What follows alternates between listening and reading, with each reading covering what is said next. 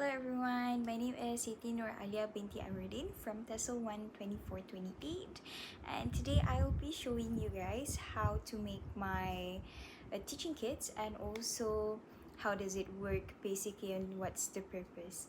So stay tuned. I'm going to briefly show you how I actually make my sites for the pre-lesson.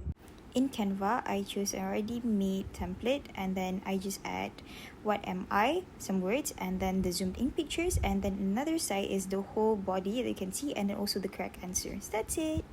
First, we show the zoom in pictures and then the whole body of the animal. So the purpose of this is to activate pupils' prior knowledge and create curiosity because they need to guess the animal based on the body parts.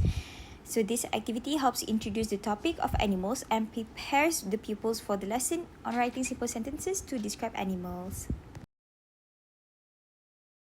Now we're going to the lesson development, and one thing that I realized is that I use whiteboard a lot, but there's one tangible item that I use in the lesson development, which is mystery box. So this is the mystery box. So I'm going to show you the cards first. This is the cards. So how do I make them is that I found a template on Canva and then I changed the picture and also the words over here, if you can see, and I laminated them so it's a lot steady. For the mystery box, this is very easy. I actually use a shoe box, and then over here the front part I cut open using a small knife, and then we're going to put inside. We're going to shake it a little, and then one of the people will pick zebra, and then another pupil will pick tiger. So there will be 4 pupils in total: elephant and also monkey. I believe that doing this activity actually adds an element of surprise and kind of like encourages participation. So the chosen animal is then used to guide pupils in constructing sentences using the this is, it has, it also has before moving to I am and I have. Now we are going to the practice stage. In this stage, we have 2 activities. The first one would be the generally interactive game, and then the second one is that we are going to make the animal face mask. I look for the true or false template here in Genially, and then I actually change the questions and also the answer, and then I insert pictures of the animal that I chose so that the kids can actually play and choose the correct answer. So the pupils will look at the animal picture and then they will choose the correct answer based on the sentence structure. For this is to reinforce their understanding. And for the second activity, which is the animal face mask, I just look it up on Pinterest and then it's over there. So this is the template I found on Pinterest, like we just did. So we are going to cut this. I already taught them how to do it previously in lesson development.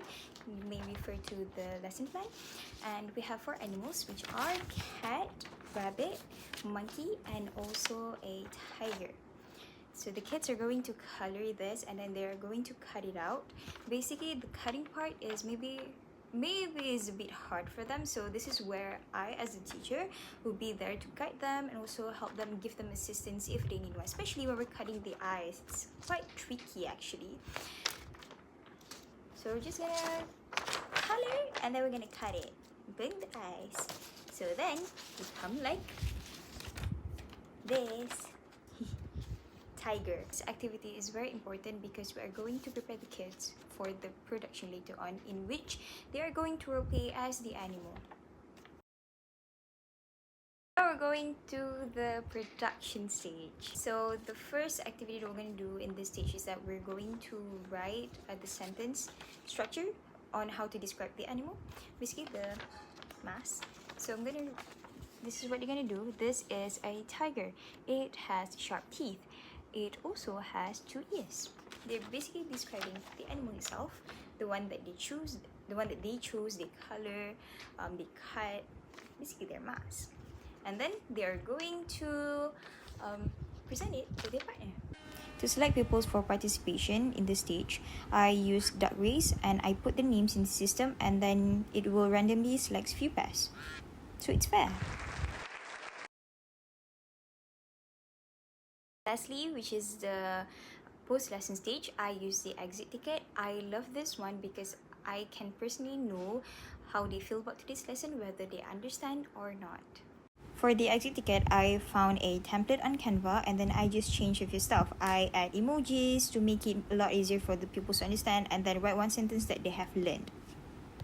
That's all. Thank you very much for listening. See you later. Bye.